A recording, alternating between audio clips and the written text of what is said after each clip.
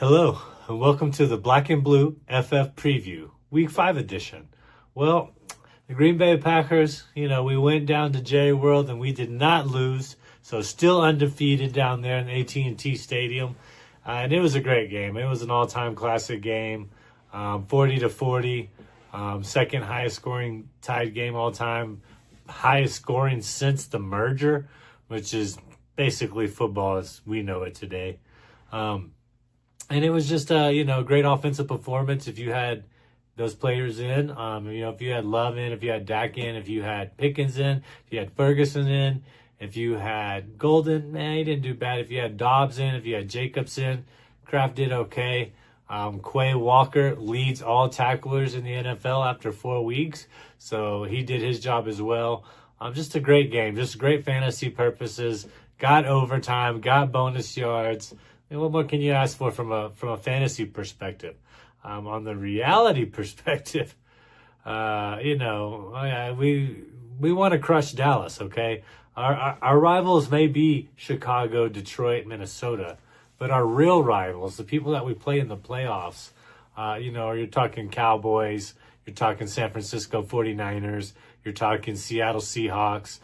Those are the teams that kind of go back and forth with us. We pretty much just dominate the other teams in the division, and we're used to that. But you got to win those games on the road, conference games. You just got to have it, because now we're pretty much 2-2, because we didn't get to 3 wins.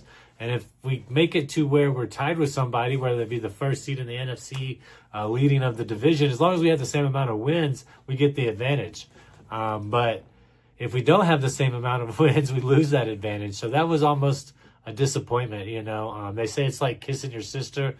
I'm not sure that's true. A tie's like being hungry and going to the table and, you don't like what you got, but you're so hungry, you're going to eat it, right? I think that's a more accurate description of what a tie is. You're just hungry as you can be, and then you get something you can't stand. I don't know, just peas maybe, a plate full of peas, right? Peas and rice, white rice, no salt, no seasoning. You're just going to sit there and force yourself to eat it because you know you need it, but it just does not taste good the whole time it's going down. That's my analogy for a tie. This week, guess what? We're on a bye, Take a break up there, Lord Vince, Oh, and by the way, we didn't win because Brett Favre was there. The guy that could never beat Dallas in Dallas shows up, and we can't win. Go figure, right? Go figure. But on a bye week, we're going to get people healthy. Look for people to drop Josh Jacobs. Look for people to drop Romeo Dobbs. Look for people to drop Tyler Kraft. And maybe some crazy person out there might drop Jordan Love. If and when they do, you go scoop them up and you put them on your roster, because this is going to be another fantastic season to have all 4 of those players. Reed comes back and might change it. But get those players if they drop them, all right? And now, for the luckiest team in the NFL, here's Andy to talk about the Bears. Friends, the Chicago Bears go into their bye week in week 5. The hottest team in football, simply put, the hottest team in football. Back-to-back wins. How about that? These are the facts. Caleb Williams, right now, as we speak, as of this moment, he's the fantasy QB6 on the season. You don't have to like it. You can stick to your preseason narrative if you want to, but he's played reasonably well, particularly well 2 weeks ago. Played well enough in week 4. It was good stuff. This is real progress from Caleb. Also, Rome Odunze, how about the wide receiver 3 overall in the season? And he is separating like few other receivers in the game. These are actual viable fantasy starters that we have on our hands, and Rome Odunze just might be a star.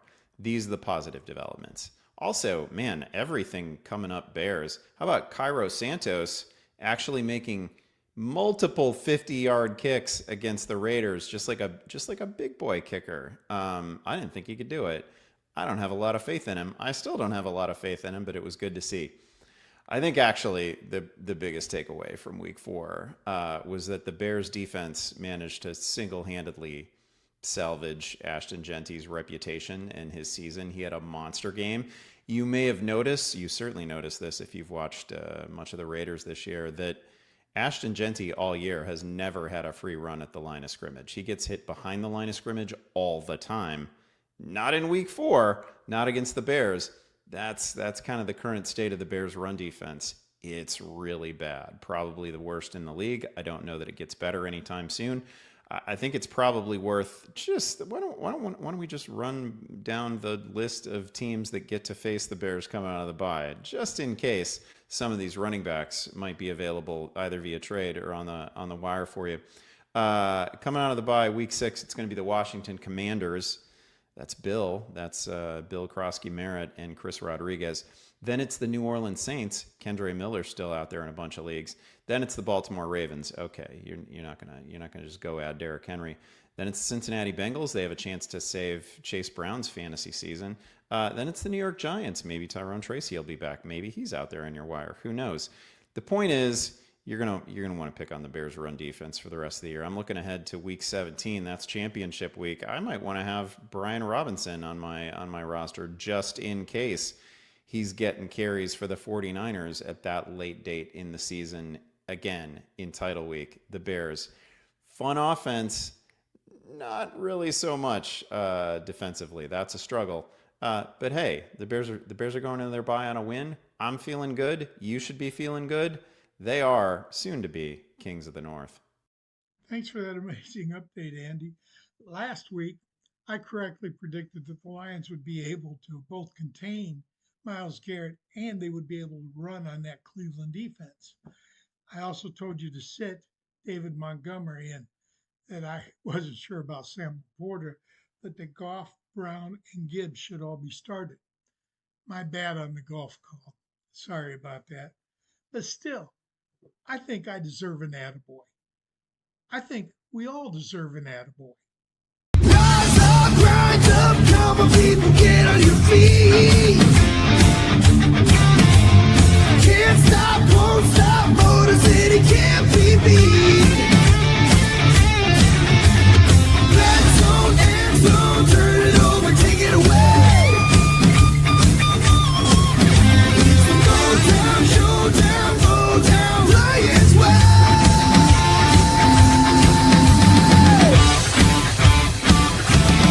We're arcade, here to win the game. Hear the roar, the Lions of the North. Unchained, here to seize the day. Hear the roar, the Lions of the North.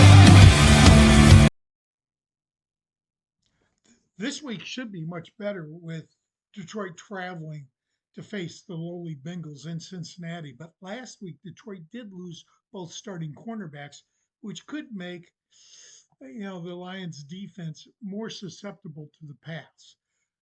And safety Kerry Joseph left the game with an injury, but he was able to return later. If you're at the time of this reading, I don't have an update on the cornerbacks, but it wouldn't be surprising to me if at least one of them misses this game. So let's get into what we can expect in week 5. First of all, Goff, Gibbs, Montgomery, St. Brown, Williams, and Laporta all should start this week. Yeah, I know one of them won't live up to the, what I expect, but I just can't bring myself to sit any of them against the Bengals. Just can't do it. Defensively, it's a different story. It's not that I expect the Bengals' offense to do anything. In fact, quite the contrary. But because of that, I don't expect them to be on the field very much, which will not, it's going to cut down on their tackle opportunities quite a bit. So the only linebacker that I can recommend this week is Derek Barnes because he blitzes quite a bit. I am going to recommend Aiden Hutchinson to start. I do think he'll get at least one sack. For the Bengals, I suspect quarterback Jake Browning will throw at least 2 interceptions, and it will be under constant pressure, so I wouldn't start him. But if you have Jamar Chase or T. Higgins in the game, since they're going up potentially against backup cornerbacks, I'd definitely start Jamar Chase. I'd probably start Chase Brown as well in this game. On the defensive side, I suspect middle linebacker Logan Wilson, strong safety Jordan Battle, and free safety Geno Stone will get elevated tackle opportunities. So I'd go with them.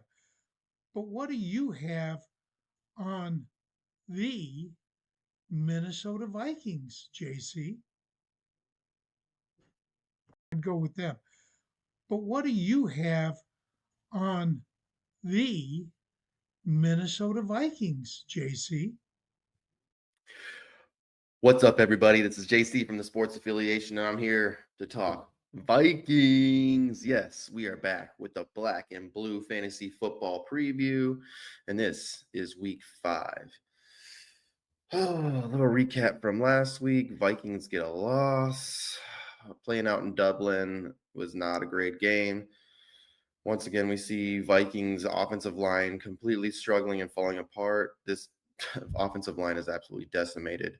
The amount of money they spent on this offensive line and they haven't even fully played together is crazy to me. But that being said, Carson Wentz took less sacks than he did the previous week, which is good news, I suppose. Justin Jefferson and Jordan Addison being back, is great. Both them two together went over 240 yards, so that is huge. I also want to say this Vikings defense looks okay, but they are definitely struggling without Blake Cashman and Van Ginkel. Without Van Ginkel, I would probably say without both, but without Van Ginkel, we are 31st against the rush. And with Van Ginkel and Cashman, we are number 1 in the league. So right now, we need to get those guys back. We are really, really missing them on the field. This team, man, I'm telling you, we cannot be a fourth quarter team when we are just making comebacks in the fourth quarter, scoring 15 points in the fourth quarter, but only scoring 6 in the first 3 quarters. And once again, this is just like week 1, how we snuck by with the win in week 1, but overseas against Aaron Rodgers, who likes to play hard against the Vikings. Yeah, not good. But yeah, 24-21, Vikings lose. They easily could have, they had the ball in the fourth quarter at the end of the game. Carson Wentz just could not get it done. And it's not good to see. But we have to move on. We have to continue to move on to the next week, this week, and get things done. So we are 2-2 right now. All I can say is we have to get back on that horse and get riding, man. We got to figure out what's going on. Kevin O'Connell's definitely struggling right now, but the amount of injuries this team's had, the offensive line alone is just absolutely decimated. They don't, quarterbacks have 0 time behind the line. So anyways, let's get to Week 5. This week, we are back overseas again, and we are also the away team again, back-to-back games overseas, and we are the away team back-to-back. Crazy. I don't understand it. But anyways, we get the Browns this week. Browns are a 1-3 team. They are also starting Dylan Gabriel this week, and we are going to see something pretty fun this weekend. You get to see Brian Flores go against a rookie quarterback, his defense go against a rookie quarterback, and he is 4-0 against rookie quarterbacks. So there is that. So I think that could be good, but this offense has to take off. We need to see another big game from Jefferson and Addison. We also need to see, Xavier Scott's been a huge add to this team. So love that as a young rookie running back. He's able to be used out there in the passing game. And last week he scored a touchdown through the air. So getting him involved has been pretty nice too. If this offensive line can't be fixed, if Brian O'Neill can't be back by this week, I think they're going to have to grab Josh Oliver and move him over as a lineman, which is crazy. But I know he is slotted to be a backup in case of super emergencies. But I think we're at the point of super emergency. All I can say in this game is, fire up Justin Jefferson, fire up Jordan Addison. The offensive Wentz is not going to have a lot of time with Myles Garrett getting into that backfield a lot with our offensive line being not healthy. You could see a lot of blocking from Jordan Mason. I don't know, man. I'm a little bit worried about Jordan Mason this week. We will get some more points, obviously, from Will Reichard. He's been on fire. Just keep firing him up because he's been a big play guy. Yeah, I mean, this could be a fun week. I don't have high hopes. Vikings have definitely been struggling, but they are going against like I said, a 1-3 team who's starting a rookie quarterback. So let's hope for the best. Let's hope for the best. Let's hope the Vikings can get a victory before coming home and taking the bye week in week 6. All we can do is continue to try to get healthy. That's it. That's all we can hope for on this team. Kevin O'Connell, keep doing what you're doing, man. Yeah, I know it's been a struggle, but you can only do so much with what you got. So keep grinding, man. Don't give up on this team. We're not done. We're 2-2. We can still, turn around and make that push, right? The bye once we get to the bye, everyone gets home. We get to the bye week. We have to sit down and figure out, okay, how can we make adjustments? Who's going to be back? Who's going to be healthy? Can we get back on track? That's it. We can't sit on the struggle bus and have the woe is me. But let's keep grinding. Let's keep getting through. Let's get some wins. Let's get an easy win against a rookie quarterback. We can do that.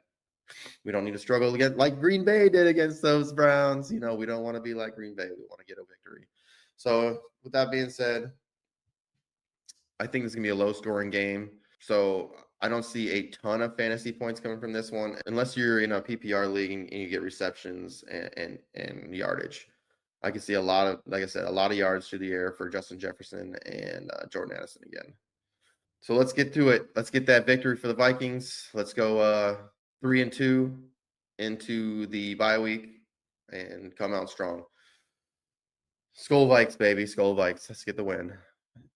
Anyways, appreciate y'all watching. This has been the Black and Blue Fantasy Football Preview. I get to work with some amazing people like Iggy and Greg and Andy Behrens. So this has been a blessing. Make sure y'all make sure y'all subscribe. We're back every single week with these previews for the NFC North, the best division in football. So, like I said, check out the website, check out the YouTube page, like, subscribe, come hang out with this man. We got many, many shows all throughout the week, but we're out of here. Peace.